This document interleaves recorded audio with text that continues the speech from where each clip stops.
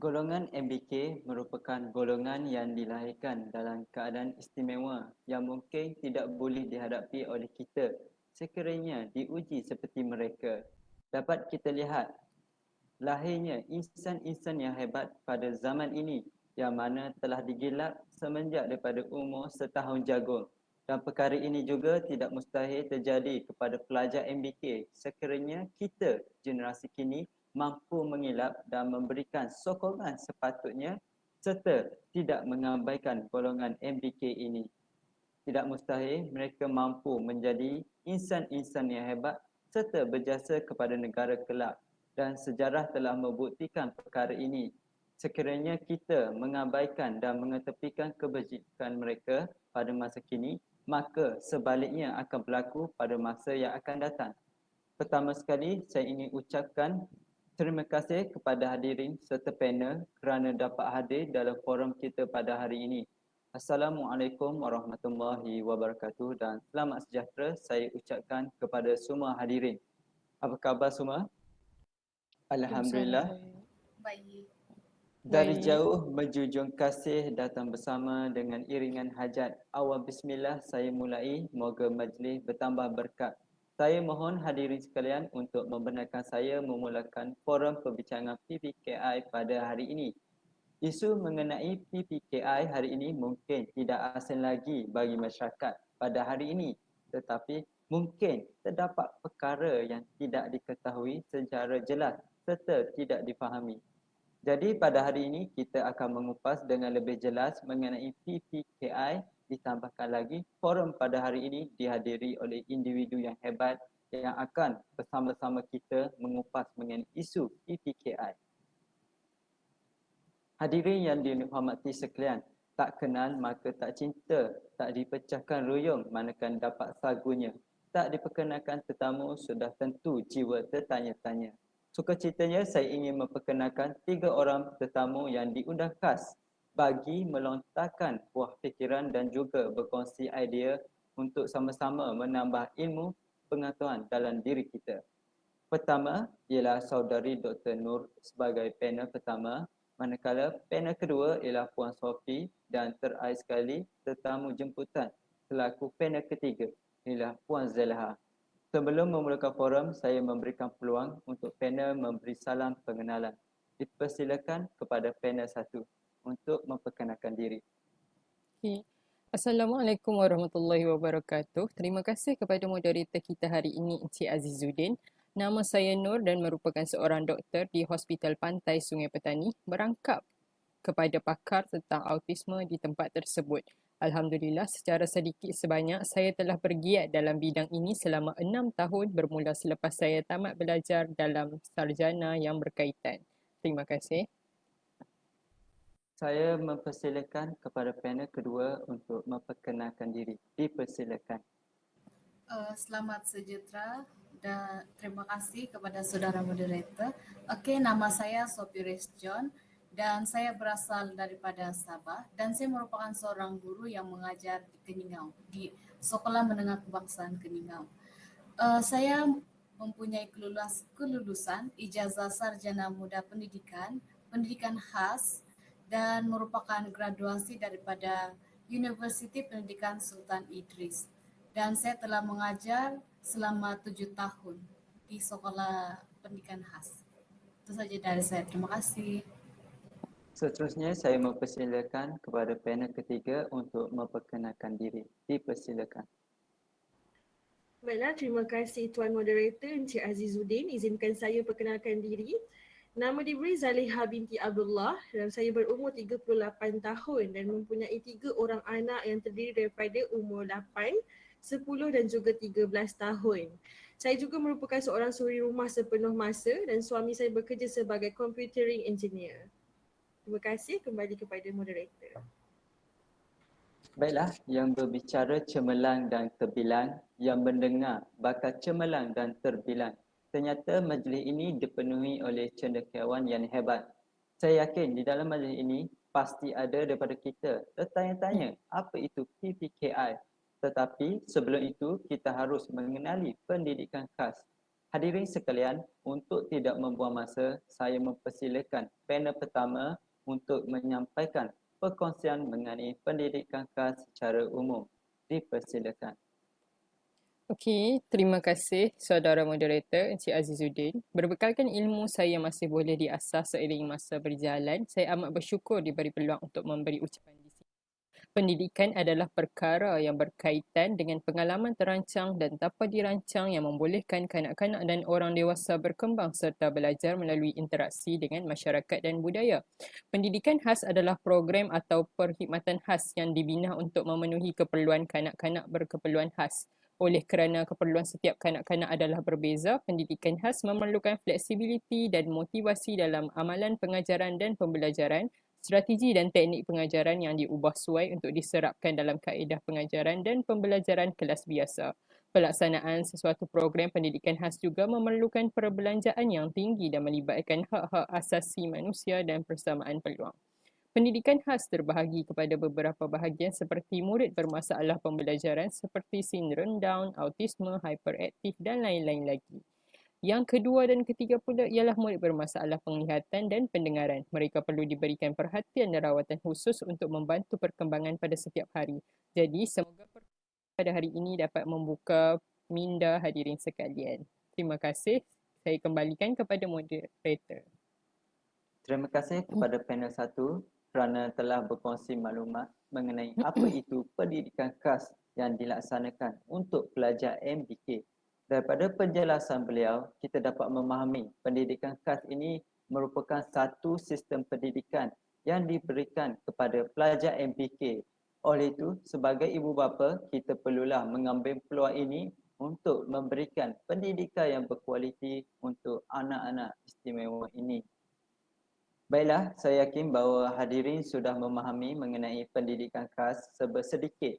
Seterusnya, kita akan mengupas dengan lebih lanjut mengenai konsep PPKI dengan lebih jelas. Kerana sebab tadi, kita baru didedahkan mengenai pendidikan khas secara umum. Dipersilakan. Terima kasih saudara moderator. Okay. Di atas soalan sebelah tadi, mengikut pandangan saya, PPKI ataupun program pendidikan khas integrasi ini, dia merupakan program yang ditubuhkan dan ditahbir sepenuhnya oleh Jabatan Pelajaran Negeri di bawah Kementerian Pelajaran Malaysia lah. Program ini dia diwujudkan di sekolah-sekolah harian biasa seperti sekolah rendah, menengah dan sekolah teknik vokasional lah. Dan murid-murid khas ini, dia akan belajar di dalam bilik darjah juga, tapi dia berasingan dengan murid biasa, murid perdana. Seperti yang kita tahu, terdapat 3 kategori kefungsian bagi murid berkeperluan khas seperti kategori kefungsian tahap tinggi, sederhana dan tahap rendah. Dan kategori pelajaran dalam program ini ialah murid yang berkategori kefungsian tinggi, yang merujuk kepada murid yang tergolong yang mempunyai sokongan minimum yang kurang. Maksudnya itu murid dia berpotensi dan mampu mengikuti kurikulum arus perdana di sekolah pendidikan khas lah. Okay. Di sini juga saya mau selitkan tujuan dan kebaikan program pendidikan khas inilah. Antara tujuan dan kebaikan dia yang saya nampak, semua MBK dia akan berpeluang untuk menerima akses pendidikan yang relevan dan sesuai. Bukan itu saja, MBK juga dia dapat diperkembangkan lagi bakat dan potensi melalui pendidikan vokasional untuk menghasilkan insan yang berkemahiran ke arah meningkatkan kualiti hidup. Seterusnya, MBK juga dia diberi peluang untuk dia mengikuti program intervensi agar keupayaan mereka dioptimumkan. Itu saja dari saya serahkan semula kepada moderator. Terima kasih. Terima kasih kepada panel kedua. Daripada penjelasan ini, kita dapat mengetahui bahawa PPKI merupakan suatu sistem pendidikan yang berada di bawah Kementerian Pendidikan Malaysia yang dibuat di sekolah secara berasingan daripada arus perdana. Dengan ini mampu memberi peluang untuk guru-guru pendidikan khas untuk memfokuskan dalam meningkatkan perkembangan pelajar. Malah PPKI ini juga mampu melahirkan pelajar yang seimbang daripada aspek jasmani, rohani, emosi dan intelek yang bersesuaian untuk pelajar MBK. Masyarakat hari ini banyak terdedah mengenai pelbagai perkara ditambahkan dengan perkembangan teknologi. Namun demikian, tidak dinafikan terdapat segelintir masyarakat yang masih tidak mengetahui mengenai kewujudan PPKI. Jadi sejauh manakah pengetahuan mengenai PPKI dalam golongan masyarakat awam? Dipersilakan panel ketiga untuk mengupas mengenai isu ini. Terima kasih Tuan Moderator. Baiklah, sebagai ibu yang masih dikira setahun jagung yang tidaklah mempunyai banyak pengalaman, tetapi dalam pengetahuan saya, kumpulan murid berkeperluan khas ini adalah masih lagi kurang mendapat perhatian dalam kalangan masyarakat kita. Tanggungjawab terhadap OKU merupakan tanggungjawab semua dan bukan hanya tergalas di bahu Kementerian Pelajaran Malaysia ataupun mana-mana penglibatan daripada pihak yang bertanggungjawab. Setiap daripada kita sebenarnya, termasuk pengurusan tertinggi, pentadbir, ibu bapa, tenaga pengajar, pelajar dan kaki tangan, sokongan di setiap peringkat maafkan saya, wajar memastikan hak-hak OKU sentiasa dipelihara. Justru dengan itu, kesedaran masyarakat dalam masalah murid berkeperluan khas ini masih lagi tidak nampak, tidak nampak seperti dipandang tinggi oleh masyarakat kita. Saya kembalikan kepada Tuan Moderator kita.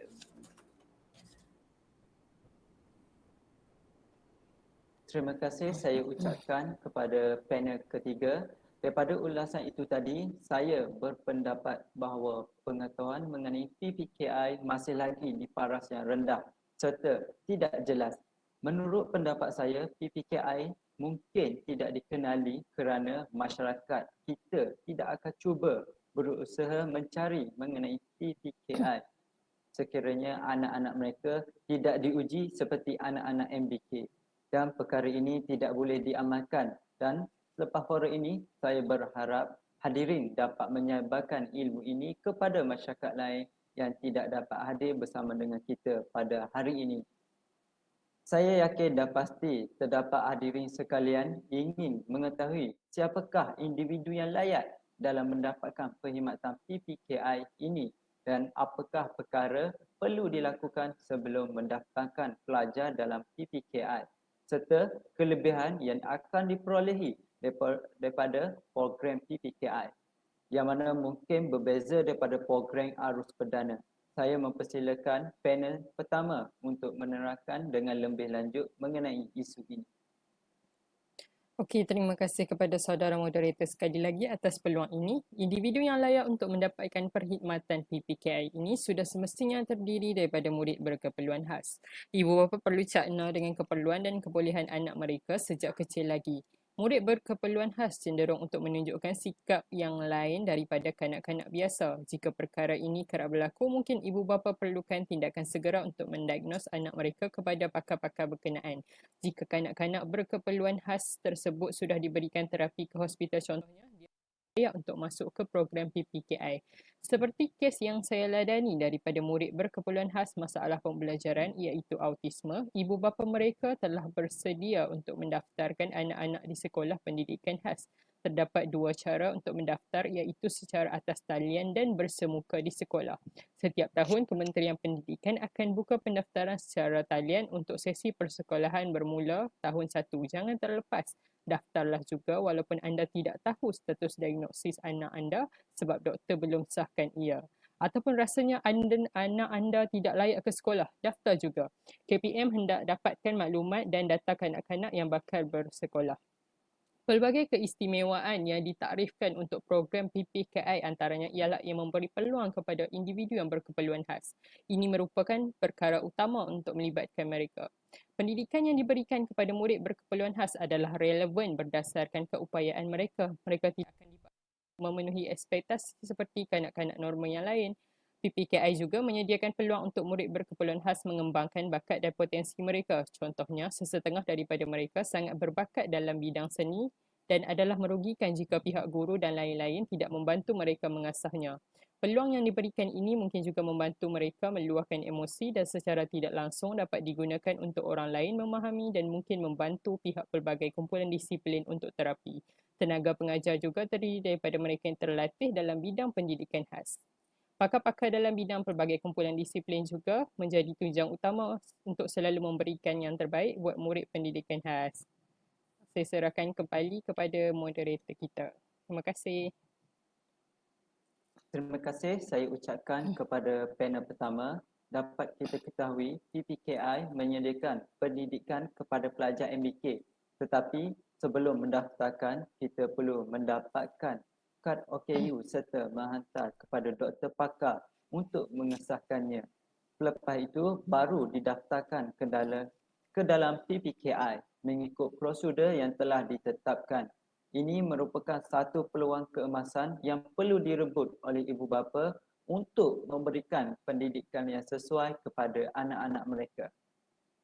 Saya pasti dalam melakukan ataupun melaksanakan apa jua perkara, pasti ada perkara yang akan menjadi halangan ataupun cabaran. Tidak juga terkecuali dalam isu PPKI ini. Seterusnya, saya mempersilakan panel kedua untuk mengupas mengenai cabaran-cabaran dalam melaksanakan program PPKI yang ditawarkan dalam pendidikan khas. Dipersilakan. Terima kasih sekali lagi saudara moderator kerana memberikan saya peluang untuk mengupas hal inilah. Jika mengikut pandangan saya, cabaran yang dilalui oleh guru pendidikan khas ialah tekanan daripada pihak pentadbir sekolah dan juga Kementerian Pendidikanlah. Hal ini dia terjadi bila guru pendidikan khas dia terpaksa menerima tekanan daripada pihak-pihak atasan dengan mendesak mereka dari segi peningkatan akademik pelajar pendidikan khas. Mereka mendesak untuk mencapai akademik pelajar pendidikan khas supaya pencapaian mereka setara dengan pencapaian pelajar biasa. Sedangkan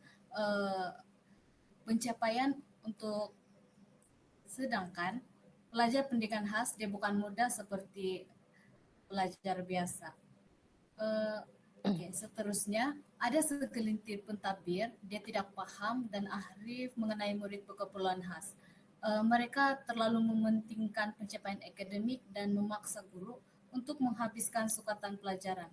Sedangkan murid-murid dia masih belum menguasai kemahiran membaca, menulis dan hal ini dia memberi tekanan kepada guru pendidikan khas dengan masa yang singkat. Guru-guru dia terpaksa mengajar murid tersebut. Sedangkan sesetengah murid pendidikan khas dia tidak selancar dengan murid pendidikan biasa. Beralih kepada poin seterusnya yang paling popular, masalah daripada ibu bapa lah. Sikap lepas tangan daripada ibu bapa dia merupakan juga satu cabaran lah yang kita sering lihat. Sokongan ibu bapa bagi pendapat saya dia sangat penting kerana dia membantu MBK agar mereka dapat berkeyakinan untuk bergaul dengan orang lain lah. Sebagai contoh, ibu bapa dia perlulah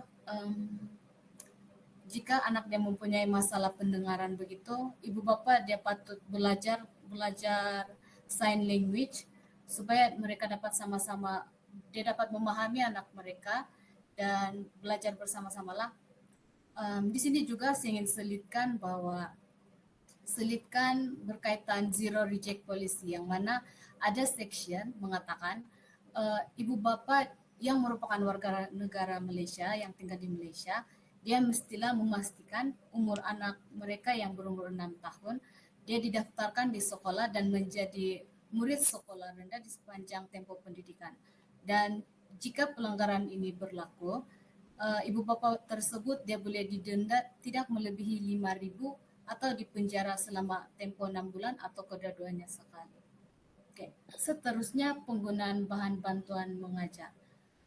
Guru dalam proses pembelajaran dan pengajaran dia amat penting kerana dia membantu guru-guru lah dalam PDPC untuk meningkatkan pengetahuan guru-guru.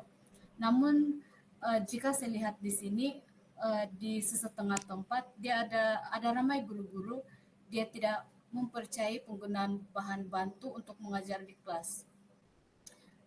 Dan ini menyebabkan minat belajar pelajar dia tidak berminat untuk belajarlah. Itu masalah. Oke, seterusnya masalah infrastruktur juga merupakan salah satu cabaran kepada guru-guru. Masalah kekurangan infrastruktur seperti bilik darjah yang tidak mencukupi juga dia menyebabkan proses pembelajaran terganggu. Menurut pengetahuan, hanya untuk seorang guru, minimum pelajar pendidikan khas yang untuk satu kelas adalah 7 orang saja. Seterusnya, kekurangan peruntukan keuangan bagi pelajar-pelajar pendidikan khas juga merupakan cabaran kepada guru-guru. Hal ini karena kami juga pernah terjadi di sekolah kami di mana kami terpaksa mengeluarkan duit sendiri untuk melakukan aktiviti dan program-program untuk pelajar pendidikan khas. Hal ini dia macam membebankan untuk bagi guru-guru lah.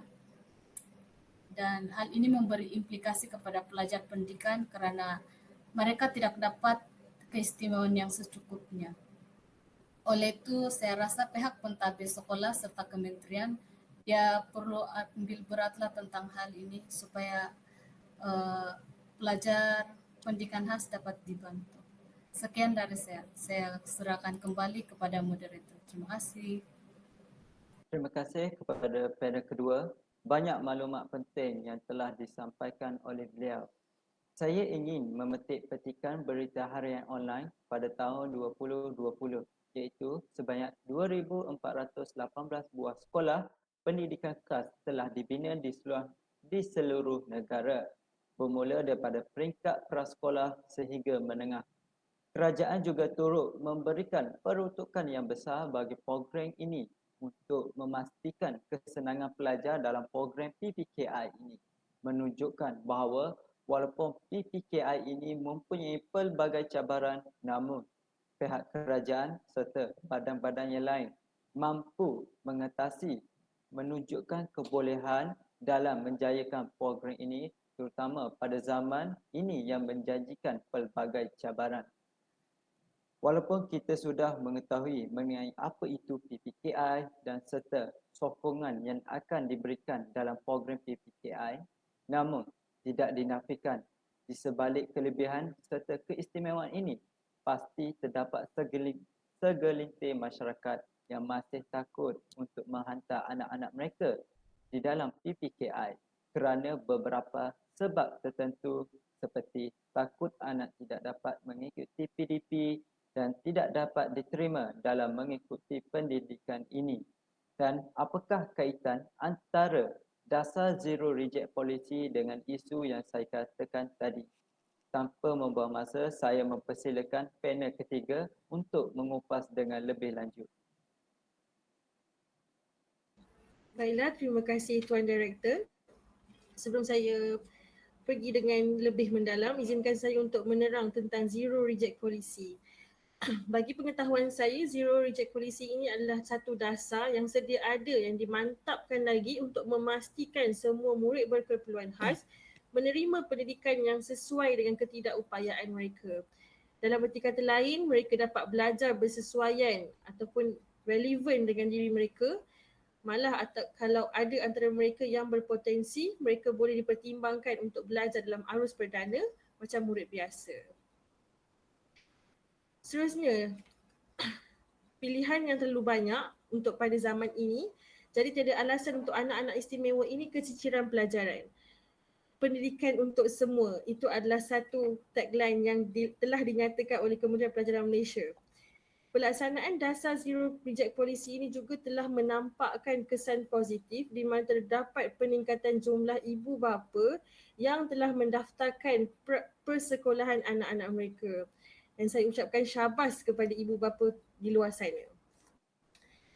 Mereka mempunyai hak untuk belajar dan bagusnya program-program seperti PPKI ini sebenarnya adalah untuk mendidik masyarakat bahawa potensi murid berkeperluan khas tidak sepatutnya dinafikan, malah kita perlu percaya yang ketidakupayaan mereka mungkin dapat diminimalkan andai kata mereka diberi peluang dan hak yang sama seperti murid yang lain. Dan bahagian pendidikan khas, Kementerian Pelajaran Malaysia juga setahu saya telah berusaha dalam menyediakan fasiliti yang ditambah baik yang lebih mesra OKU, pelaksanaan model holistik dan kursus peningkatan profesionalisme secara berterusan untuk guru-guru yang memang akan memberi kesan yang baik terhadap pembelajaran murid berkeperluan khas dari semasa ke semasa. Dan namun begitu, untuk menjayakan zero reject policy ini seharusnya ibu bapa dan guru-guru berganding bahu dalam bersama-sama menghayati tanggungjawab serta peranan masing-masing dengan penuh kasih sayang, dengan penuh semangat bagi memastikan murid berkeperluan khas tidak tercicir pelajaran dan mendapat pendidikan yang sesuai dengan kebolehan mereka. Dan selain itu, bagi saya, bakat dan potensi diri mereka adalah wajar dioptimumkan sejak kecil agar mereka tidak terlalu bergantung kepada sesiapa dan mampu berdaya saing pada masa akan datang. Sekian sahaja dari saya kembalikan majlis ini kepada Tuan Director kita.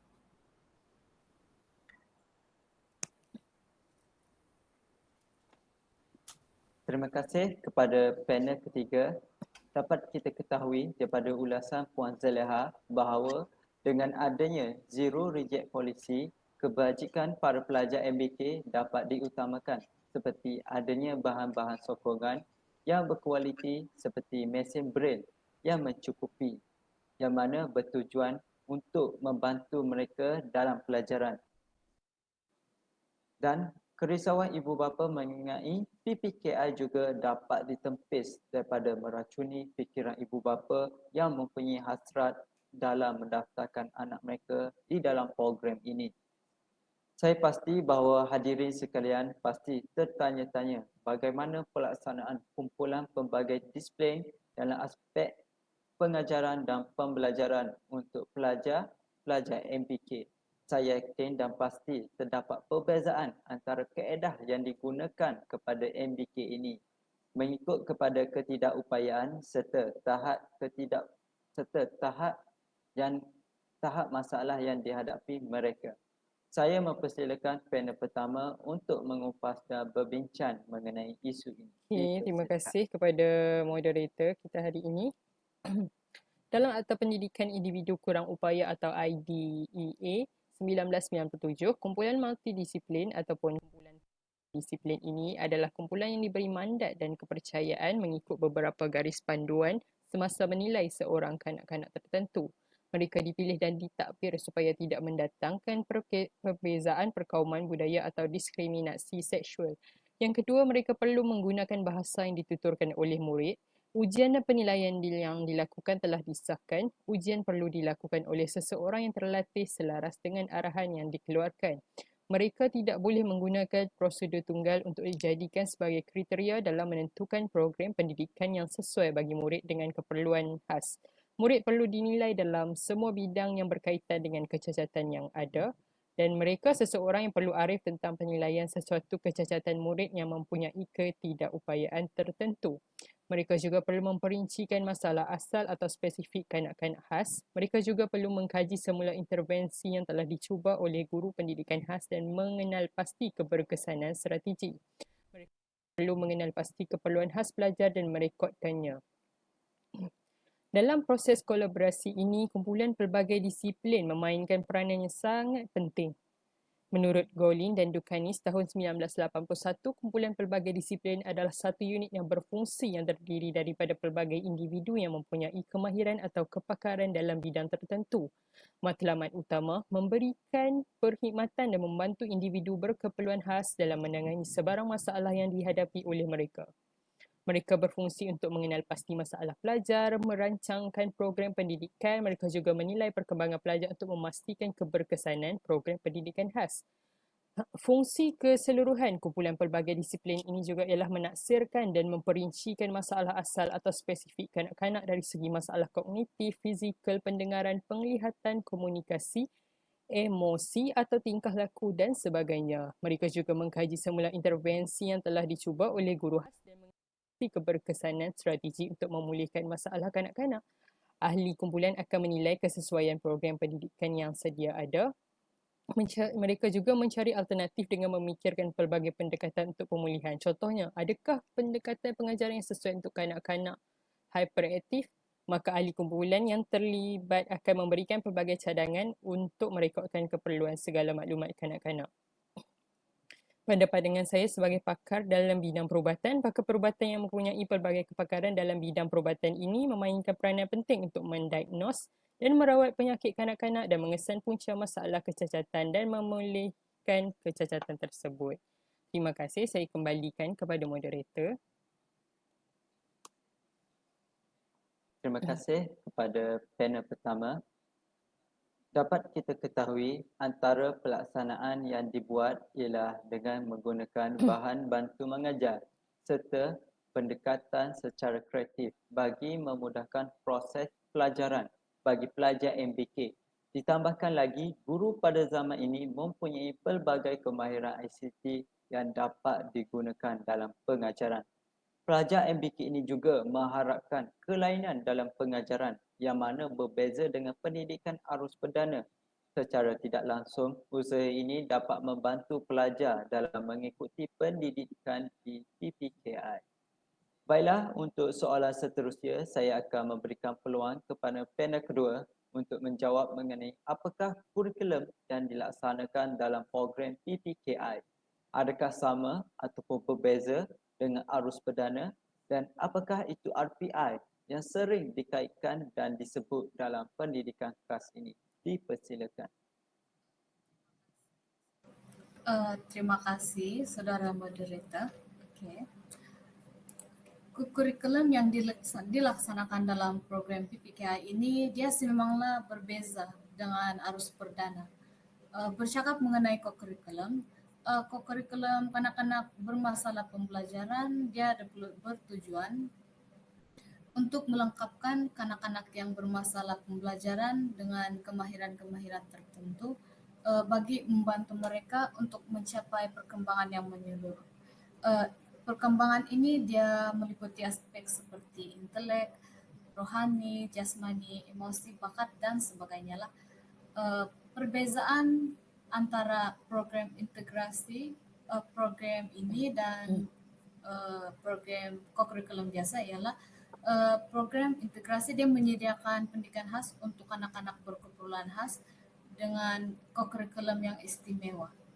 Bagi pendidikan biasa, penyediaan pendidikan dia adalah umum dan untuk semua dan penyesuaian kurikulum bagi mencapai keperluan semua individu dengan aktiviti biasalah. Dan PDP yang dijalankan oleh guru pendidikan khas dengan kerjasama ahli-ahli kumpulan disiplin profesional seperti ahli terapi, ibu bapa, ahli fisiologi dan sebagainya. Tujuan PPKI ini dijalankan kan dia untuk mencapai matlamat individu dalam pendidikan. Manakala arus belajar biasa tujuan dia untuk memperkembangkan lagi potensi individu tersebut lah. Okey. Bagi pengajaran dan pembelajaran kan, untuk yang pertama, sebelum memulakan sesi PDP kan, semua guru dia akan pastikan dulu mengenal pasti tahap pencapaian murid dia. Seterusnya, di dalam itu kami akan melaksanakan ujian pengesanan ke atas murid berkeperluan khas yang baru memasuki program ini untuk mengenal pasti setakat mana pencapaian dia, di mana tahap yang dikuasai. Contohnya mengenal pasti contoh aktiviti dia, mengenal pasti dan perbezaan objek. Seterusnya kami juga menggunakan instrumen-instrumen yang sesuai untuk dijadikan ujian pengesanan diagnostik secara bertulis atau pemerhatian. Selanjutnya, guru juga kami akan menyediakan kumpulan atau kelas pembelajaran murid mengikut pencapaian murid, yaitu setelah kami tahu di mana tahap-tahap murid tersebutlah. Oke, bercakap tentang RPI. RPI ini dia merupakan rancangan pengajaran individu. Dia merupakan keperluan murid, instrumen pengesanan atau ujian diagnostik yang dijadikan rujukan dan panduan dan RPI ini dia perlu sekurang-kurangnya 1 bulan dikemas ini, dan dia sangatlah hanya guru-guru saja yang boleh gunakan ini. Dia perlulah mendapat persetujuan dan ditandatangani oleh ibu bapa atau penjaga lah. Okay. RPI dia disediakan berdasarkan 3 objektif, iaitu dia memberi penerangan jelas tentang penerapan sasaran dan hasil pembelajaran yang dirancang, dan apa tindakan yang akan diambil oleh pihak kami untuk merealisasikan untuk seorang individu tersebut. Seterusnya, dia menggalakkan guru untuk merancang rapi, lebih jelas dan lengkap, di samping merancang jenis-jenis kemahiran yang perlu diaplikasikan terhadap murid tersebut. Selanjutnya, dia juga beri peluang kepada guru untuk hasilkan rancangan pengajaran bagi memenuhi matlamat pembelajaran. Ya. Kepentingan RPI ini bagi murid, pada pandangan saya, dia beri peluang kepada pelajar untuk terlibat aktif dalam proses pembelajaran dalam bilik darjah. Kalau bagi guru pula, RPI ini dia sebagai panduan untuk menerangkan kefahaman dalam mencapai objektif jangka panjang dan juga objektif jangka pendek yang perlu dicapai untuk seorang pelajar tersebutlah, bersesuaian dengan keperluan tersebut. Untuk ibu bapa, RPI ini akan memberikan maklumat kepada ibu bapa tentang sasaran yang hendak dicapai dan kemajuan anak-anak mereka dari semasa ke semasa, terutama dalam situasi pembelajaran dan pembelajaran mereka lah dalam kelas. Setakat itu saja dari saya serahkan kembali kepada saudara moderator. Terima kasih. Terima kasih saya ucapkan kepada panel kedua. Saya yakin ibu bapa serta hadirin dapat memahami lebih jelas mengenai kurikulum yang dilaksanakan bagi pelajar-pelajar MBK yang mengikuti PPKI. Antara kurikulum yang dilaksanakan ialah kurikulum standard sekolah rendah pendidikan khas yang mana telah diubah suai untuk memudahkan pelajar mengikutinya, serta penggunaan RPI iaitu suatu dokumen yang memfokuskan untuk membantu perkembangan setiap pelajar MBK. Dua komponen ini boleh diibaratkan sebagai au dengan tebing yang mana saling melengkapi. Baiklah, saya yakin dah pasti setiap kali dasar kerajaan dilaksanakan, pasti akan ada kerjasama daripada pelbagai pihak dan juga tidak terkecuali bagi program PPKI ini. Saya menjemput panel terakhir untuk mengupas dengan lebih lanjut mengenai kerjasama antara kumpulan pelbagai disiplin dalam PPKI dan adakah ibu bapa merupakan penggerak utama kepada program PPKI ini. Tanpa membuangkan masa, saya menjemput panel ketiga untuk memberikan penerangan. Baiklah, terima kasih Tuan Moderator. Izinkan saya untuk memberi penerangan serba sedikit tentang PPKI.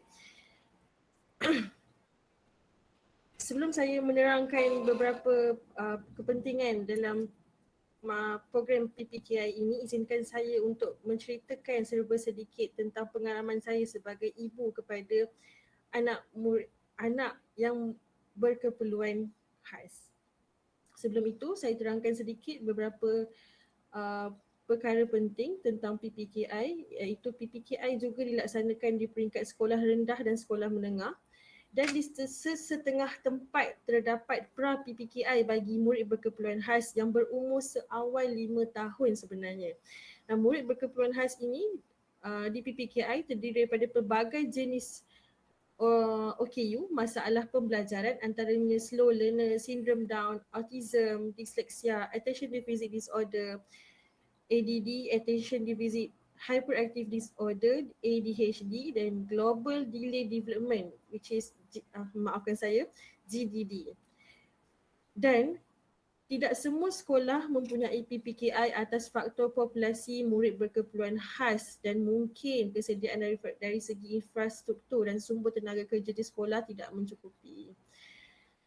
Baiklah, saya teruskan dengan pengalaman saya mempunyai anak yang berkeperluan khas autism dan telah melalui sistem PPKI ini dari peringkat pra-PPKI hinggalah ke peringkat PPKI di sekolah menengah sehingga tahun ini anak saya telah memasuki 4 buah sekolah di sepanjang tempoh tersebut di bawah PPKI.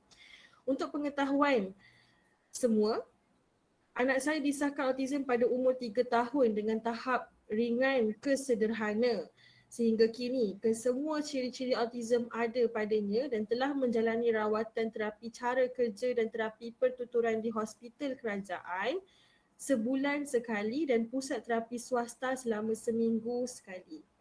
Ketika anak saya berumur 5 tahun, dia masih belum lagi bebas dengan lampin, lemah dalam pengurusan diri, hyperaktif, lemah pertuturan, mudah tantrum, tidak peka dengan persekitaran bahaya, diet yang sangat terhad, lemah kemahiran sosial, sangat terikat dengan rutin. Dan pada waktu itu saya juga bimbang tentang pendidikan beliau. Dan sepatutnya beliau sudah boleh ke tadika ataupun prasekolah seperti murid lain dan saya tidak tahu kewujudan PPKI dan tidak ada maklumat tentang PPKI. Sehinggalah saya ditakdirkan bertemu dengan sahabat saya dan beliau tinggal berhampiran dengan rumah saya dan juga merupakan guru pra-PPKI di sebuah sekolah di kawasan perumahan saya. Dan pada umur 7 tahun, anak saya telah dimasukkan kepada darjah 1 di bawah program PPKI tetapi sekolah yang berlainan. Dan di suku tahun pertama prasekolah, segalanya nampak lancar namun keadaannya jauh berbeza setelah melepasi tempoh suku setahun itu dan beberapa isu telah timbul dan ini tidak menguntungkan sesiapa apatah lagi murid. Antara masalah yang dikenal pasti adalah hubungan tidak baik antara guru dan guru penyelaras kerana ketidaksefahaman tentang kaedah pengajaran dan pengurusan MBK. Kemudian saya oleh kerana pembelajaran yang hampir tiada perubahan di sekolah rendah dan saya membuat keputusan supaya tidak terus ke sekolah menengah pada umur 13 tahun. Dan kemahuan anak saya untuk ke sekolah masih lagi sama seperti di sekolah rendah dan perlu sedikit pujukan dan galakkan untuk memotivasikan dia.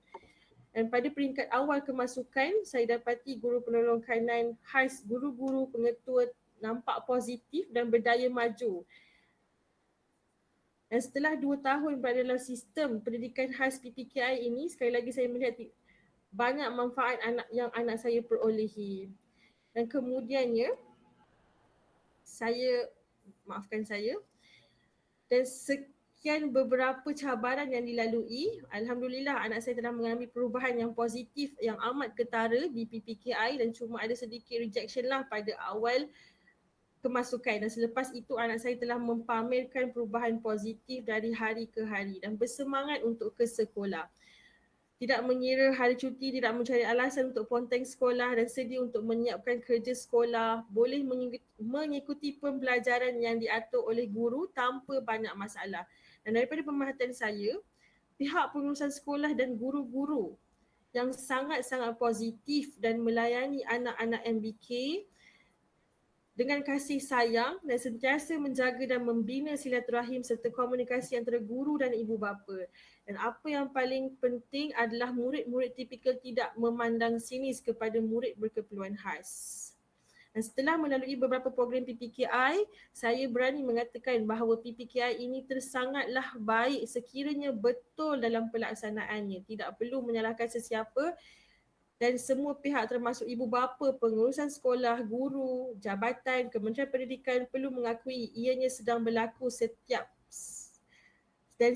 pihak perlu perbaiki diri masing-masing demi kepentingan dan pembangunan murid berkeperluan khas. Antaranya, ibu bapa dan pengurusan sekolah perlu proaktif dan positif dalam silaturahim antara mereka kerana tugas mendidik bukan terserah kepada guru atau ibu bapa semata-mata. Ianya memerlukan kerjasama bersama. Sekian, saya serahkan semula kepada Tuan Moderator kita. Terima kasih saya ucapkan kepada panel ketiga kerana telah memberikan penerangan mengenai kerjasama antara disiplin dalam PPKI yang mungkin sebelum ini kita tidak ketahui. Kita dapati bahawa program PPKI ini banyak melibatkan pelbagai disiplin, menunjukkan pihak kerajaan serta pelbagai disiplin lain sangat mengambil berat serta prihatin dalam memberikan pendidikan yang berkualiti kepada pelajar MPK ini. Malah dengan penerangan panel ketiga, kita dapat memahami bahawa ibu bapalah merupakan watak utama dalam menggerakkan PPKI ini sebelum anak-anak diserahkan kepada pihak PPKI. Jadi, sifat melenturkan buluh daripada rebunnya perlu diamalkan dengan mendaftarkan pelajar MBK ini seawal mungkin ke dalam PPKI. Saya percaya ramai hadirin yang tidak sabar untuk mendengar kesimpulan kecil daripada apa yang telah dibincangkan pada hari ini. Kita akan memulakan sesi ini dengan panel pertama. Tanpa membuang masa, saya menyerahkan majlis ini kepada panel pertama untuk memberikan kesimpulan kecil. Terima kasih Dipersilakan. Tuan Moderator. Kesimpulan yang dapat saya zahirkan daripada sesi forum ini ialah murid berkeperluan khas sangat memerlukan bantuan kita untuk perkembangan mereka dan terbukti program PPKI ini menemukan jalan untuk menyelesaikannya. Selain daripada itu, masyarakat juga perlu membuka minda dan membantu semua guru, ibu bapa dan pihak pelbagai kumpulan disiplin untuk sama-sama kita membantu mereka menjalani hari-hari seterusnya dan lebih terbuka dengan murid pendidikan khas sendiri. Terima kasih. Seterusnya, saya mempersilakan kepada panel kedua untuk memberikan kesimpulan kecil. Dipersilakan. Terima kasih saudara moderator. Bagi saya, kerjasama antara guru-guru, pihak profesional dan ibu bapa sangatlah penting bagi meningkatkan taraf pendidikan golongan MBK dan bagi memastikan keciciran dalam pendidikan tidak terjadi. Dan mereka perlu memperjuangkan hak-hak anak mereka sebab banyak kelebihan yang akan diberikan bagi anak-anak yang berkeperluan khas lah. Jadi ibu bapa perlulah sentiasa peka terhadap keperluan anak-anak mereka. Itu saja dari saya. Terima kasih. Seterusnya, kita akan mendengarkan kepada moderator panel ketiga untuk memberikan kesimpulan kecil untuk program PPKI ini. Dipersilakan. Baiklah, terima kasih Tuan Moderator. Jadi kesimpulan ringkas saya dalam wawancara ataupun forum pada hari ini adalah marilah kita sama-sama memberikan bantuan dan sokongan sewajarnya kepada mereka yang memerlukan, terutama murid berkeperluan khas ini. Dan selayaknya program PPKI ini perlu diangkat tinggi dan dijulang kepada semua masyarakat untuk mengetahui lebih mendalam tentang PPKI. Sekian, terima kasih. Saya kembalikan majlis ini kepada Tuan Director. Baik, terima kasih. Mungkin hari ini pelajar MBK hanyalah pelajar biasa-biasa, tetapi saya yakin Tuhan sedang membuat suatu perjalanan yang mungkin akan membawa MBK ini menjadi insan-insan yang hebat dan luar biasa. Dan apabila sampainya ketika itu, percayalah ia berpunca daripada usaha kita sebagai ibu bapa, guru serta masyarakat yang prihatin. Jadi, janganlah kita sekali melupakan golongan ini. Terima kasih, terima kasih. Ini yang dikatakan pohon rendan yang lebat dengan buahnya banyak ilmu ditaburkan. Terpulanglah kepada anda sama ada untuk mengutik dan menyimpan ataupun membiarkan ilmu itu bertebaran dan hilang dalam lipatan. Nampaknya sampai di sini sahaja dapat kita bersama dalam slot forum perbincangan PPKI. Saya bagi pihak pengajuk ingin merakamkan jutaan terima kasih kepada 3 panel yang bersama kita dalam merungkai dan mengupas secara jelas mengenai PPKI. Semoga forum ini dapat memberi manfaat kepada orang lain. Sebelum berundur, saya memohon ribuan kemaafan jika sepanjang saya mengendalikan slot ini terdapat tingkah laku yang menyinggung perasaan. Sesungguhnya segala kelemahan itu datang daripada diri saya dan kelebihan daripada Yang Maha Esa. Izinkan saya tamatkan forum ini dengan pantun. jalan-jalan ke kota Mekah ingin sembahyang berlama-lama. Semoga forum ini membawa berkah, membawa rahmat untuk bersama-sama. Sekian, terima kasih.